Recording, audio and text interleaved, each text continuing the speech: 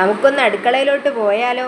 രാവിലെ തന്നെ എഴുന്നേറ്റ് ചെന്നപ്പോൾ കണ്ട കാഴ്ച, അമ്മ മുട്ടയൊക്കെ അവിച്ച് വെച്ചിട്ടുണ്ട്. മുട്ടക്കറിയാണ്, അതിനുള്ള ഉള്ളി വാട്ടുകയാണ്, അപ്പമാണ്. അപ്പം സാധാരണയായിട്ട് ഉണ്ടാക്കുന്ന ഞാനാണ്. അപ്പം ചുടുമ്പോൾ നമുക്ക് ഈ ദോശ, പുട്ടിനും കാവൽ നിൽക്കേണ്ടത്, എന്നാലും അപ്പത്തിന് നമ്മൾ കാവൽ നിൽക്കേണ്ട കാര്യമില്ല. ഒഴിച്ചിട്ട് നമുക്ക് വേറെ ജോലികളിലേക്ക് കിടക്കാം. അതുകൊണ്ട് തന്നെ ഞാൻ ഉച്ചക്കത്തേക്കുള്ള തോരൻ പരിപാടി ആരംഭിച്ചു. പിന്നെ അപ്പത്തിൻ്റെ മുട്ടക്കറി അപ്പത്തേക്ക് സെറ്റായി. തിങ്കളാഴ്ച ഇന്നലെ പറഞ്ഞിട്ടുണ്ടായിരുന്നു അവൾക്ക് രാവിലെ മാഗി വേണം. സത്യം പറഞ്ഞാൽ അവളത് മെനിഞ്ഞാന്നേ പറഞ്ഞതാണ്. ഞാൻ പിന്നെ അത് മേടിച്ച് കൊടുത്തില്ല. ഞാൻ മുമ്പൊരു മാഗി ഉണ്ടാക്കിയിട്ട് വീഡിയോ ഇട്ടിട്ടില്ലേ, അതിന് ശേഷം പിന്നെ ഞാൻ ഇന്നാണ് മാഗി ഉണ്ടാക്കുന്നത്. ഏതാണ്ട് ഒരു മാസം കഴിഞ്ഞാണ്. വല്ലപ്പോഴൊക്കെ നമുക്ക് മാസത്തിലൊരിക്കലൊക്കെ മേടിച്ച് കൊടുക്കും. അപ്പോൾ പുള്ളിക്കാരിക്ക് അത് മതി എനിക്ക് വേറെ കാപ്പി വേണ്ടാന്ന് പറഞ്ഞു.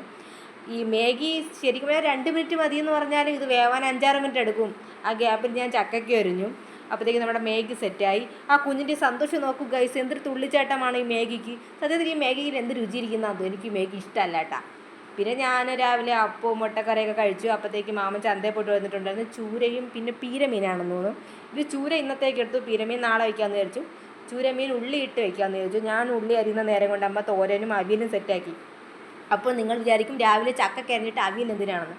ചക്ക ഞാൻ പൊതുവെ പച്ചച്ചക്കയും തിന്നാറില്ല, അതുകൊണ്ട് തന്നെ ഞാനിത് കഴിച്ച് നോക്കിയില്ല. ചക്കയ്ക്ക് നല്ല മധുരമായിരുന്നു, അതുകൊണ്ട് അമ്മ ചക്ക വെച്ചില്ല, അവിയലാണ് വെച്ചത്. അപ്പോഴത്തേക്ക് ഉള്ളിയൊക്കെ വാട്ടി നമ്മൾ ചൂരക്കറി സെറ്റാക്കാൻ പോവുകയാണ്. ചൂരക്കറി അവിടെ നിന്ന് തിളയ്ക്കട്ടെ. അപ്പോൾ ഓക്കെ, ബൈ.